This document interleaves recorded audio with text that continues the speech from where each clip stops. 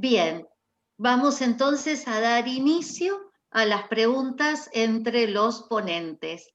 Quien quiera comenzar. Eu posso fazer uma pergunta? Sí, cómo no, Saulo. Bom, eu faço uma pergunta à professora Silvana. Bom, imaginando até alguns ouvintes, eles ouvem a Abigscheiderheit, desprendimento, e a Gelassenheit. Eles parecem sinônimos, mas ao mesmo tempo tem uma diferença dentro do pensamento do mestre Eckhart. Está me compreendendo em português totalmente?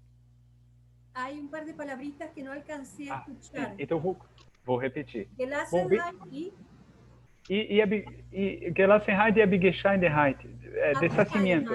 Abgescheidenheit. Sí. Como você diferenciaria uma noção e outra?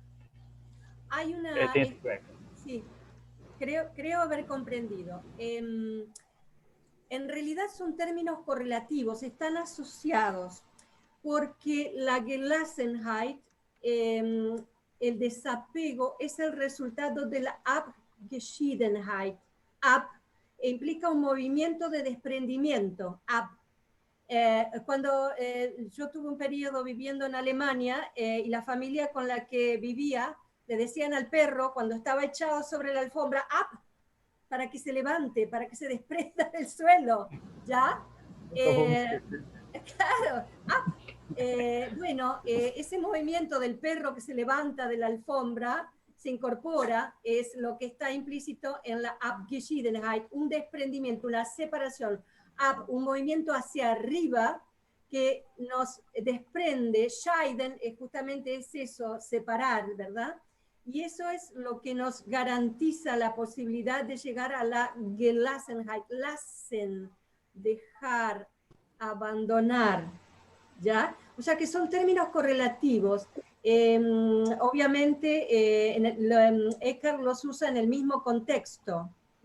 Son el movimiento de la Abgeschiedenheit, del desprendimiento y la elevación, es lo que nos conduce a la Gelassenheit. ¿Ya? Lo del perro estuvo bien, no me digan. El perro está bien. Pero Eckhart. El perro. Una sola acotación. En el siglo XVIII, Gelassenheit tiene un poco también el sentido de serenidad. Así la usa Mozart, por ejemplo, ¿no? O sea, me parece que también es una palabra multisémica. Sí. Y Heidegger también, ¿eh? Sí, Heidegger. Sí. Lo que pasa es, perdón por la intervención, pero Heidegger la toma de Eckhart. Heidegger siente una profunda admiración por Meister Eckhart, a quien llama maestro del pensar y del vivir. Y esto es llamativo, y conecto en esto con la pregunta excelente que hace Beatriz, en el sentido de que el neoplatonismo está mucho más presente en los escritos latinos eruditos de Meister Eckhart que en los sermones y tratados que se expresan en lengua vernácula y que tienen un sentido mucho más vivamente existencial. Y que son precisamente los que admira Heidegger, no los tratados en latín, los tratados destinados a los teólogos, sino los sermones y tratados en donde se expresa en lengua vernácula y que van dirigidos a monjes y monjas que frecuentemente apenas estaban alfabetizados, de manera que su percepción iba orientada a la experiencia cristiana y no tanto a la conceptualidad metafísica. Y en este sentido, Heidegger, que es un crítico notorio de lo que hay de neoplatonismo en San Agustín, pienso por ejemplo en el escrito San Agustín y el neoplatonismo, donde habla de la funesta influencia del neoplatonismo sobre San Agustín, admira en San Agustín la experiencia vivencial que es tan propia, según Heidegger, del cristianismo primitivo, en el sentido de la caída, de la angustia y demás.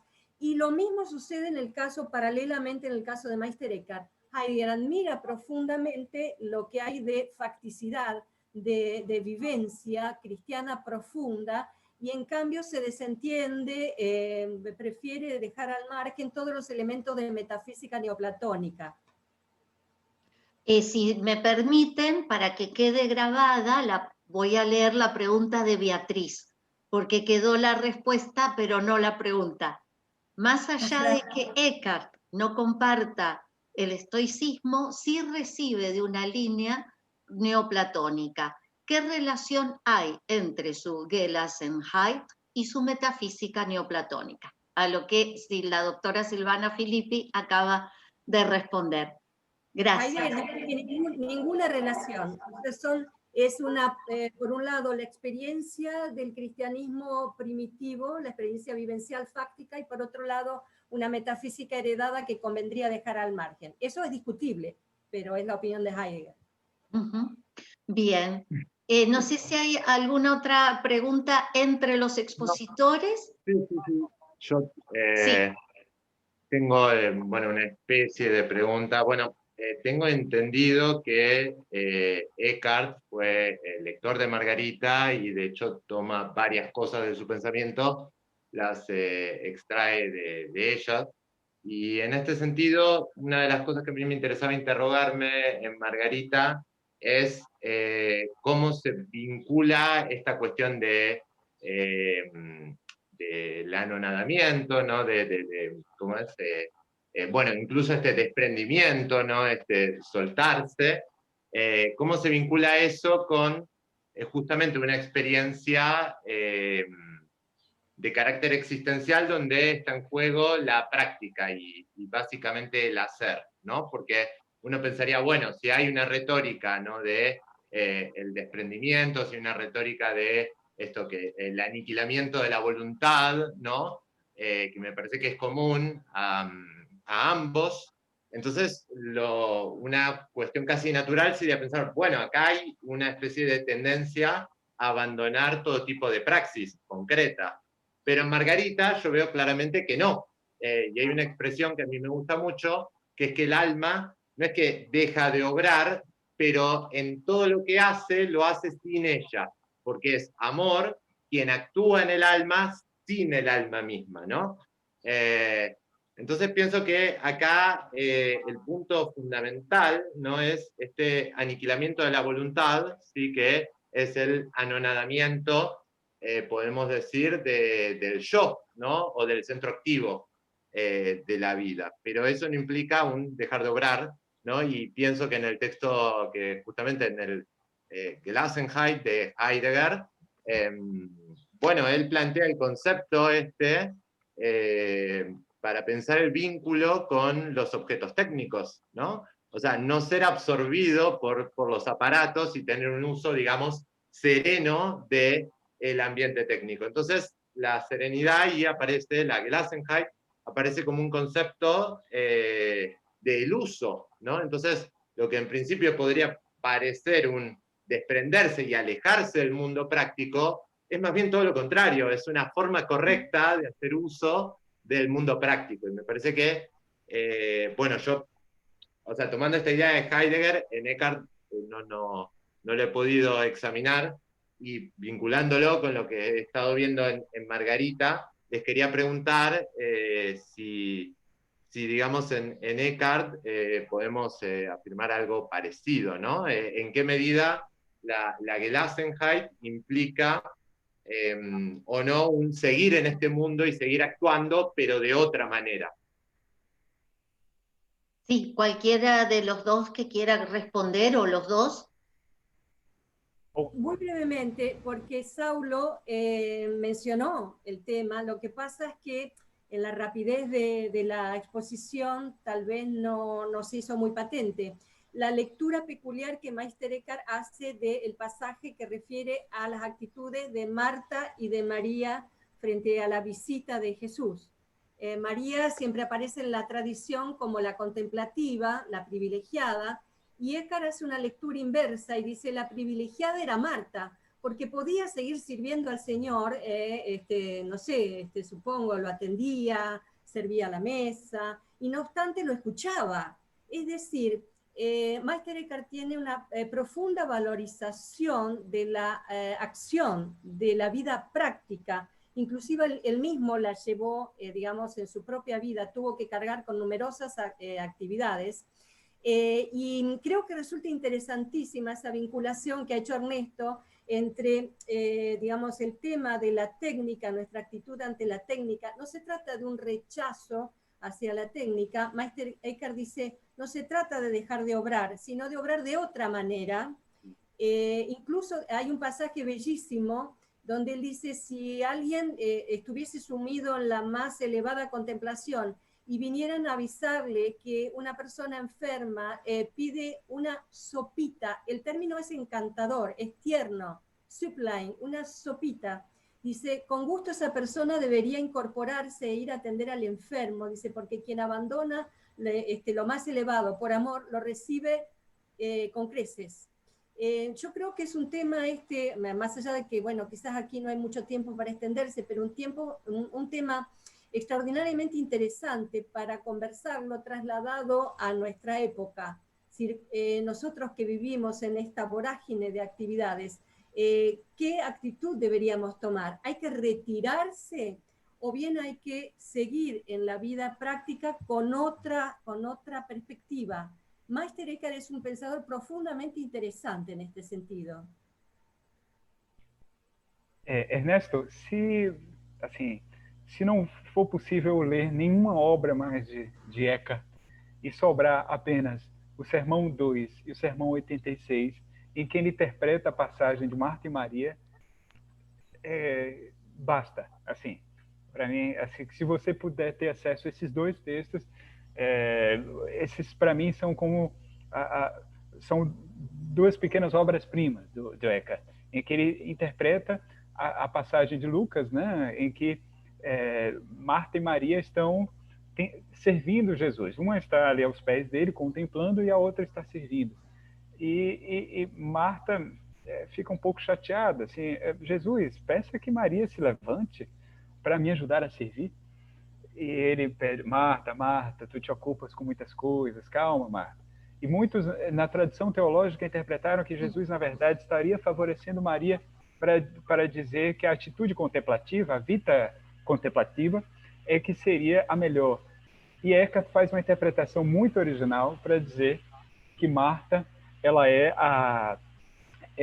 seria a simbologia desse homem perfeito, desse ser humano desprendido, porque ela é desprendida no tempo e na eternidade. E assim você vai ficar surpreso no Sermão 2, em que Eckhart vai dizer, assim, explicitamente, ele usa a simbologia, inclusive, com a palavra mulher. Ele diz assim, o que o ser humano deve atingir maximamente é ser em sua alma mulher, como Marta.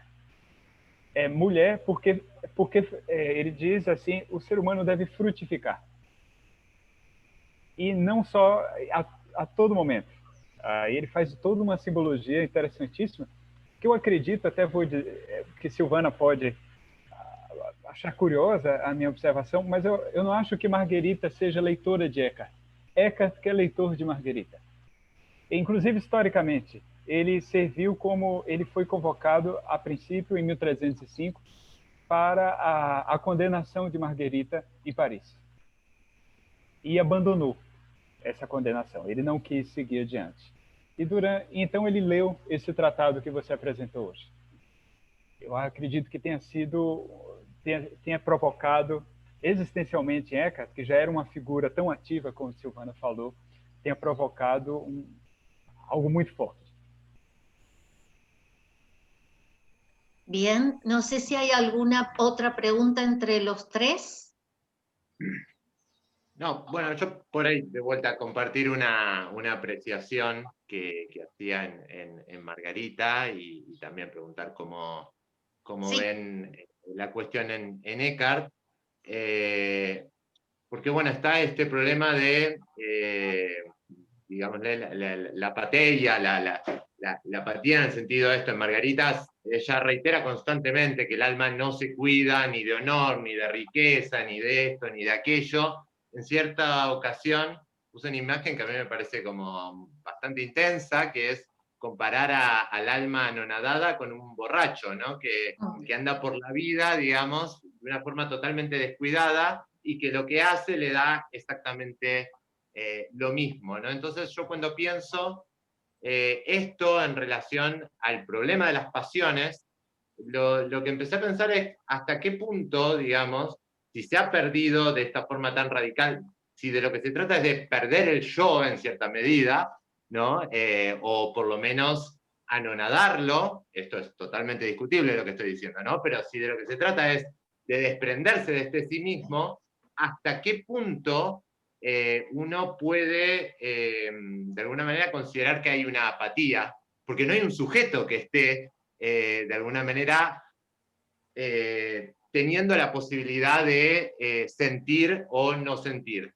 Y como en Margarita se conserva constantemente un lenguaje muy vívidamente emotivo, ¿sí? Hay, a mí me parece tremendo, como imágenes como que el alma nada en un mar de alegría, ¿sí? En otro lugar va a decir que de alguna manera este alma ya no puede quemarse, ¿sí? Porque es, ella misma es fuego, ¿no? Entonces, me pregunto hasta qué punto este anonadamiento, más que ir por el lado, por lo menos en Margarita, ¿no? Más que ir por el lado, y esto es muy tentativo, pero más que ir por el lado, digamos, de trascender las emociones y las pasiones, en realidad lo que trascendió es el sujeto, el yo mismo, que podría tener estas emociones o pasiones, y por tanto, en realidad, la cuestión de desprenderse de las pasiones pasa a un segundo plano. No sé cómo lo ven, si por ahí en Eckhart puede ser un poco distinto, pero yo hasta por momentos me veía casi tentado de pensar que uno podría ver en Margarita algo así como emociones sin sujeto, ¿no? Emociones puras. El alma anonadada ya no puede, por ejemplo, alegrarse porque se volvió ella misma alegría, ¿no? Ya no hay distancia posible, no hay un sujeto. Sí, Silvana. ¿Puedo? Bueno, acá es muy interesante la observación. Hay dos cuestiones. Con respecto a la imagen de la persona borracha, hay que hacer una salvedad, es decir, Meister Eckhart sostiene que no todas las acciones son idénticas, pese a todo. No es lo mismo hilar, dice él, lo dice textualmente, no es lo mismo hilar o hacer tal cosa o tal otra que orar. Es decir, no es que todo es indistinto exactamente, no hay una anulación total de, digamos, la jerarquía de valores, vamos a decirlo así. Y lo segundo es que efectivamente hay una suerte de aniquilación del yo en favor de Dios, pero no porque el yo no valga, sino porque el verdadero yo es el que teníamos cuando estábamos en Dios, cuando éramos Dios mismo. Meister Eckhart en esto es, digamos, es tan digamos, fuerte en sus expresiones que hasta llegó a ser observado por esa profunda identidad que señala Eckhart, en el sentido de que mi verdadero yo es el que tenía cuando yo era Dios, cuando era uno con Dios. Entonces es una suerte de supresión que al mismo tiempo es una sobreelevación. Hay una dialéctica allí. Suprimo cierto aspecto natural para ganar, o sea, mi yo no es que se pierde en el sentido nihilista, digamos, en el sentido de ciertas, digamos, credos, creencias o religiones orientales, sino que se hace uno con Dios en su máxima expresión.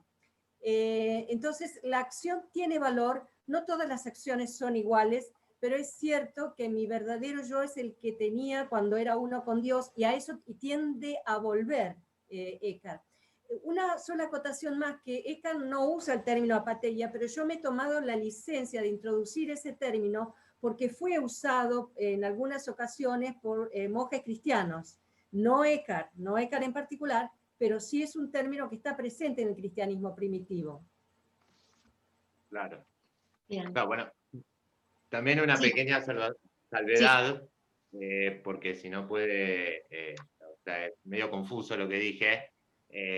Esta cuestión de asemejarse a un borracho es claramente, hay que vincularla a lo anterior que dije, de que, digamos, este anilamiento del alma o este anonadamiento bueno, el alma de alguna manera se vacía y, digamos, adquiere este carácter indiferente, pero porque es amor, la amor misma la que mueve al alma, ¿no? Entonces, ella perdió totalmente su voluntad y todo le es indiferente, pero va como dirigida, ¿no?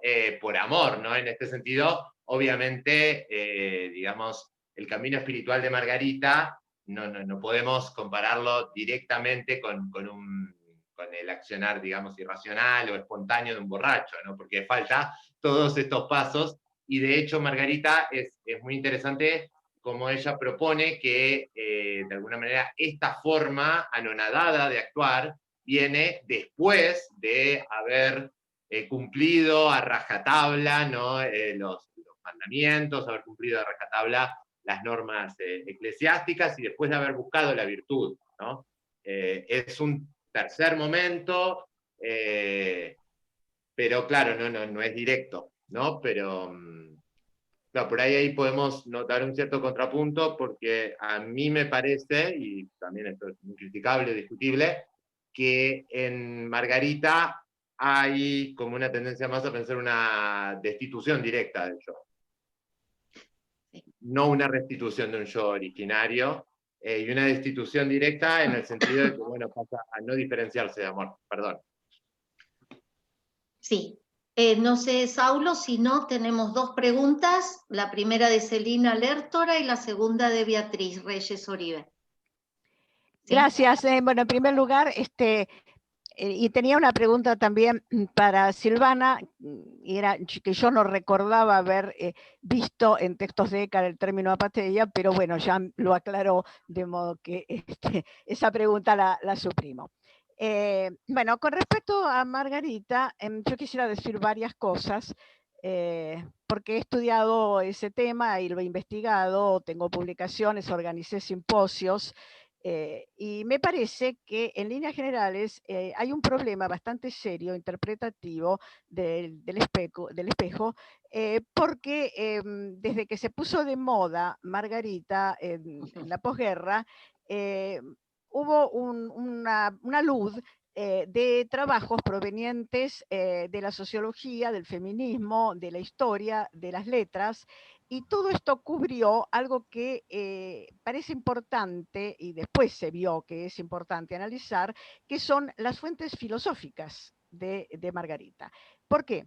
Porque en general casi todas las citas, incluso las que se hicieron acá, pertenecen a la parte poética de la obra, y no a la parte en prosa, y es precisamente en la parte en prosa donde aparecen conceptos filosóficos y teológicos muy específicamente ligados a la primera escuela franciscana.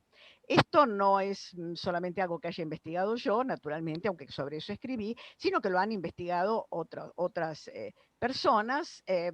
Fue mencionado todo esto en el Congreso del 2008 en Buenos Aires, que se hizo sobre Escoto, sobre la base de esa hipótesis que no se ha mencionado, pero que es importante, de que Escoto hubiera sido el famoso Fray Juan que defendió la obra, porque habría encontrado contactos con su propia escuela franciscana. Naturalmente no está probado que sea él, pero es verosímil, teniendo en cuenta que los otros dos son autores de la Sorbona y de la misma época, y que en esa época Escoto estaba allí. De cualquier manera, es objetivo, y esto se ve claramente en los textos, una analogía bastante reiterada entre las partes, diríamos así, en prosa o teóricas del espejo y el Itinerarium Mentis ad Deum de Buenaventura.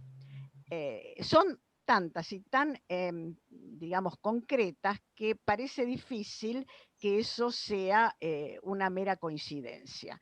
La cuestión es que se ha dicho que no es posible que Margarita se haya basado en Buenaventura porque ella no hablaba latín y porque no había accedido a estudios de la universidad.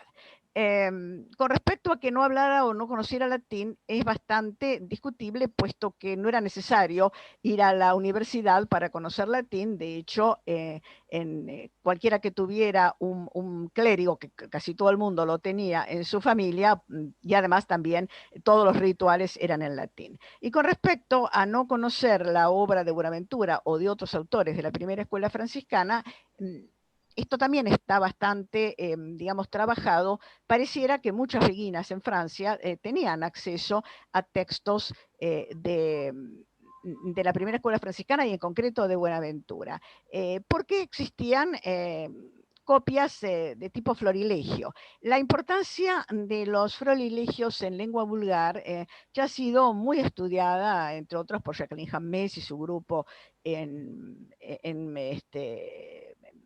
la Universidad de Lovaina, pero también, por supuesto, entre los estudiosos de la escuela franciscana, los editores.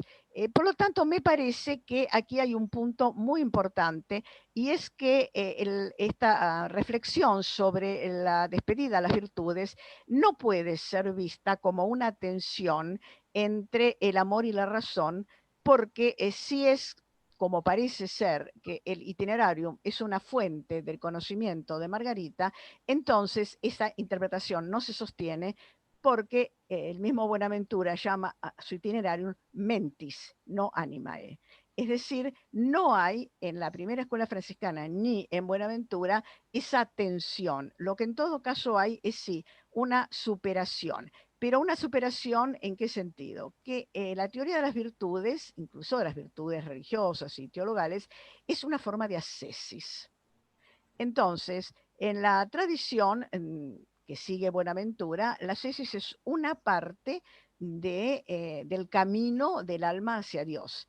La otra parte supera a la ascesis, pero no porque haya una tensión ni una despedida, sino sencillamente porque esa ascesis ya ha logrado sus fines y el alma está en posibilidades de unirse a Dios. Que Margarita Poretti haya tenido una influencia de la escuela franciscana se ve en otra cosa, en su obra, que también sería un punto importante para estudiar, y es que ella habla de la iglesia grande y la iglesia pequeña en un sentido bastante parecido, aunque no con esos términos, a cómo el propio Francisco de Asís veía su propuesta, es decir, la propuesta de imitar a Cristo y la Iglesia de Roma. De modo que me parece que hay necesidad de revisar estas interpretaciones que colocan a Margarita en una línea de tensión entre la razón y el amor,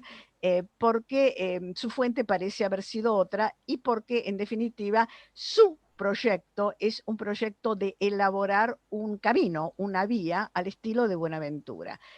Que ella haya sido ajusticiada por esto no deja de ser una notable paradoja, porque unos siglos después es lo mismo que hace Teresa de Jesús en Las Moradas. Si uno leyera Las Moradas sin saber que su autor es una santa, uno podría pensar que también podría ser condenada por este abandono de la ascesis religiosamente guiada por la autoridad eclesiástica, que es algo que niega Margarita, pero que también lo niega Buenaventura. Pero Buenaventura, digamos, es un santo y a él no se le puede cuestionar, y a Margarita se le cuestionó. Este paralelo entre Buenaventura y Margarita ha sido bastante estudiado, como digo, y yo le sugiero al autor, que me parece que está muy entusiasmado con Margarita, lo que me parece magnífico, que revise un poco toda esta bibliografía, que es bastante nutrida, sobre las fuentes filosóficas y teológicas del espejo. Bueno, ya hablé bastante. No sé si Ernesto querés responder algo, si no tenemos dos preguntas de Beatriz y de Ana Leticia. Muchísimas gracias por el comentario. Por ahí, bueno, yo lo planteé de una forma un tanto confusa, pero yo no veo que tampoco que haya una contradicción, una contraposición entre razón y amor en Margarita. En el sentido de que sean dos cuestiones opuestas o dos caminos distintos, sino que siempre me parece que está claro, tomo, digamos, tu propuesta de profundizar por el lado de Buenaventura y sus influencias, las influencias de Margarita, ¿no? En ese sentido, esta fuente filosófica me parece interesantísimo, pero yo de alguna manera ya había notado que no es una contraposición en el sentido de una oposición, sino que justamente el amor, ¿no? Y esta vía del anonadamiento que intenta perfilar Margarita, viene necesariamente después de haber llevado, ¿no? Por ahí este primer momento de la razón hasta sus últimas consecuencias, ¿no? ¿Cómo decirlo? Es una superación por ahí un poco en el sentido hegeliano, ¿no? Que implica negar, pero también implica conservar, ¿no? Es siempre un doble movimiento, un movimiento me parece que tiene siempre un carácter un tanto dialéctico. Pienso igual que, de alguna manera, o sea, el término despedida de las virtudes lo dice de esa manera, ¿no? Entonces, hay un gesto de tratar de invertir, ¿no? La relación que hay entre el alma y las virtudes, ¿no? Ella describe como... a mí me llamó mucho la atención que ella describe con cierta angustia, no cierta, sino una angustia bastante potente en esta primera parte más literaria, el momento en el que ella, por decirlo así, servía a las virtudes, ¿no? Servir a la virtud es someterse constantemente a una experiencia de que uno hace algo pero nunca es suficiente, y esta relación, digamos, donde el alma siempre queda en falta ante la virtud, en ciertos momentos se supera mediante, ¿no? Este otro camino del amor, que, insisto, no está en contradicción, pero permite, por decirlo así, solucionar, me parece, por lo que veo, y es obviamente totalmente discutible, solucionar cierta oporía que había dentro de este estadio anterior, ¿no? De la relación del alma con la virtud, ¿no? En el registro de la razón. Quisiera añadir a lo que estás diciendo que es cierto que hay algunos momentos en los cuales hay unas frases bastante, digamos, despectivas hacia la razón y hacia la servidumbre que ella ha tenido a las virtudes, pero están dichas en el contexto de su obediencia a la iglesia pequeña. Es decir, el tema es que la razón a la que Margarita rechaza tiene que verse en el contexto de los mandamientos y los preceptos y las exigencias de la jerarquía eclesiástica que apelaba sobre todo a la razón y que cuestionaba los sentimientos, llamémosle así, no dirigidos por los propios confesores, etc.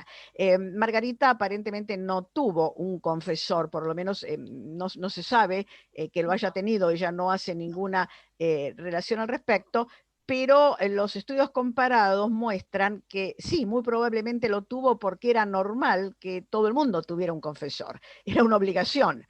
Entonces, ella debió tenerlo, lo que muy probablemente pasó, no es demasiado descabellado hipotetizar eso, es que no le gustó, que no se sintió cómoda porque ese confesor o esos confesores apelaban a esa razón de la jerarquía que para ella terminó siendo la iglesia pequeña. Pero es cierto que existe esa tensión, pero en ese sentido, no en el sentido de la razón como mentis, en el sentido bonaventuriano o en el sentido filosófico de la palabra. Muchas gracias. Vamos en un momentito, ahora seguimos porque todavía quedan 2 preguntas, pero el profesor Nilo Reis pidió, así que lo vamos a hacer ahora y luego nuevamente.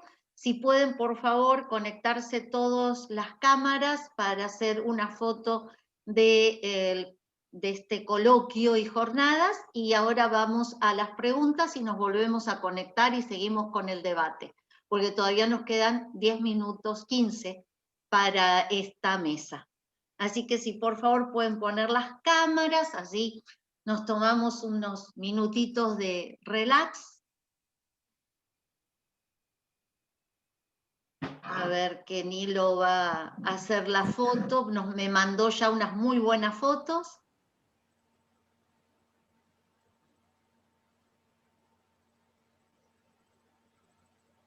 Hay que compartir pantalla. No, así como estás, Celina, mira para acá. Estoy mirando. Ahí, Pero ahí, hay un montón. no, porque quedas de costado. Ahí, Ah, ahí, bueno, Celi, bueno, muy ahí. bien.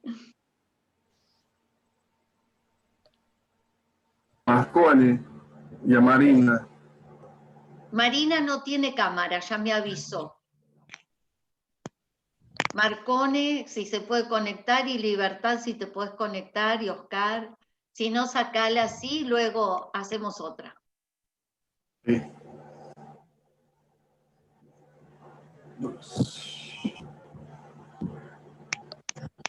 Mais uma. Pronto.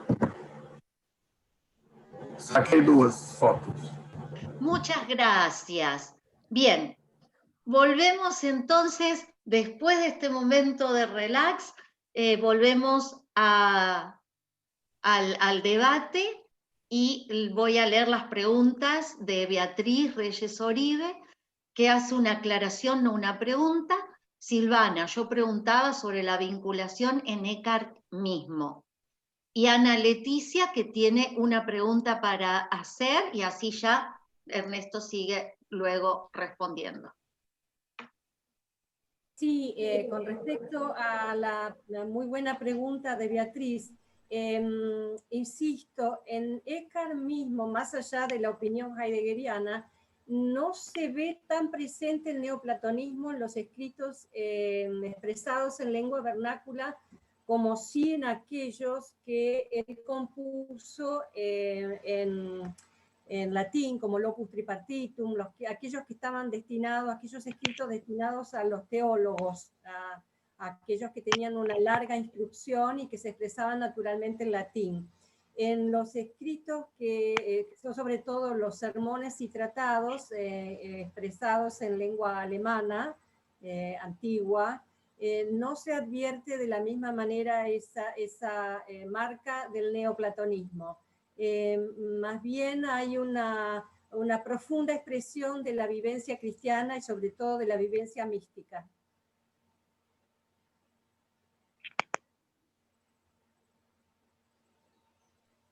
Ana Leticia, si querés hacer ya tu pregunta, sí, ya volvemos con los 10 minutos que nos quedan.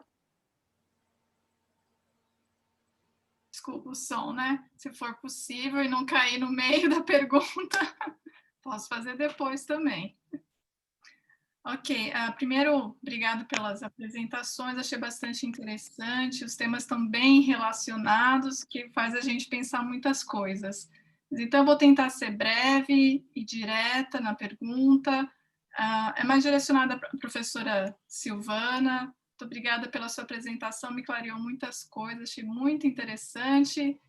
Então, assim, eu trabalho com o Renascimento, então, quando a gente acaba olhando para a tradição filosófica, escolástica, o estoicismo, ele é quase assim, ele é muito abrangente, e é uma visão quase vitoriosa, como vamos dizer assim. Ainda que no Renascimento ele tem os seus antagonistas que estão ganhando força nesse momento, depois a gente